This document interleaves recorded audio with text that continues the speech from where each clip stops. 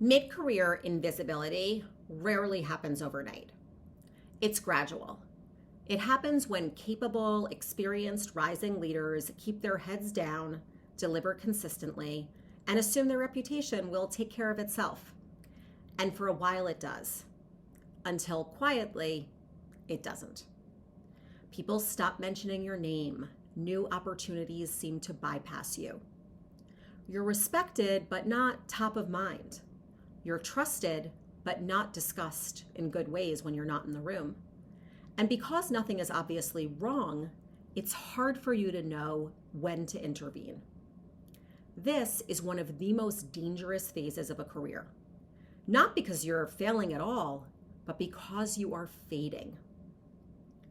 The first thing to understand is that visibility is not a personality trait. It's not about being extroverted, charismatic, or self-promotional. Visibility is a skill, and like any skill, it can be built if it's practiced intentionally. Many mid-career leaders disappear because they confuse doing good work with being known for doing that good work. These are not the same thing. Reputation doesn't form based on intent. It forms based on experience. So if people don't regularly experience your thinking, your judgment, and your impact, they won't factor you into future considerations, no matter how capable you are. Another reason mid-career invisibility happens is that it's this slow drift. Over time, responsibilities accumulate. You absorb work. You become a stabilizer. You're relied on to keep things moving, which is fine. But without realizing it, your role becomes inward-facing and operational. Operational roles are important, don't get me wrong. But the more you're in the tactics and the weeds, the less you're known and being talked about when leadership is considering the future. Becoming known requires periodic reintroduction and storytelling so that people know you're strategic. The goal isn't announcing yourself or restating your resume. It means actively shaping how others understand what you do now, not what you did years ago. Especially if you've been in the same organization for a while, ask yourself, what problems do I actually solve at this point in my career? What am I known for today? What would I want a senior leader in this organization to say about me to others in one sentence? If you don't know the answer, neither do they. One of the most effective ways to become known is to anchor yourself to visible priorities and make sure that others know the impact of your work. Every organization has a small set of issues leadership is paying attention to: growth, risk, efficiency, transformation, talent, customers. When your work clearly intersects with one or more of these areas, your relevance to the business and to the outcomes matters. That doesn't mean you have to chase every initiative, but it means choosing work that's important and making that connection explicit. For example, you might say, I'm doing work that reduces risk in X area. My work improves decision-making around Y. Or this effort supports leadership's priority around Z. It's about the storytelling and showing that you can connect whatever you're doing to what matters. Another critical element as you're thinking about this is voice. Mid-career leaders often self-edit too aggressively. You wait to be asked.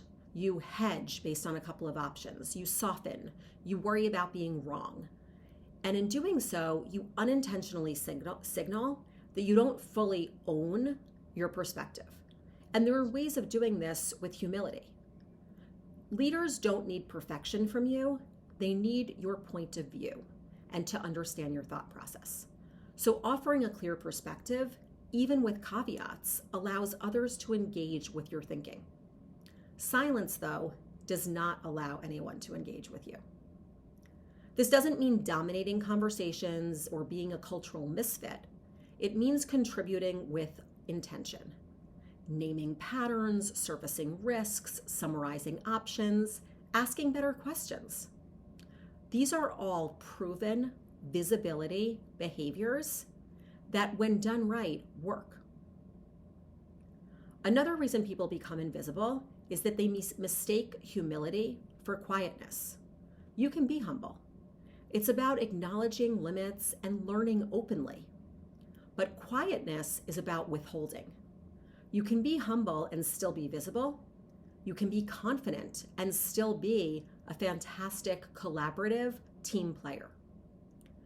Visibility that's rooted in service, making things clearer, easier, less risky, rarely leads to accusations that you're just self-promoting. Becoming known, though, does require consistency, even if you're doing it in a humble way. One strong quarter won't change a reputation. Reputations are shaped by repeated signals over time, which is why sporadic visibility doesn't stick. People need to experience your value more than once to trust it. They need to hear about it repeatedly. Consistency doesn't mean constant exposure. It means reliable presence at key moments. Finally, understand that invisibility is not a personal failure. It's a strategic gap, and again, a skill that can be built. So if you're mid-career and feeling overlooked, the solution isn't to work harder or wait longer. It's to purposefully shape how your value shows up in the system.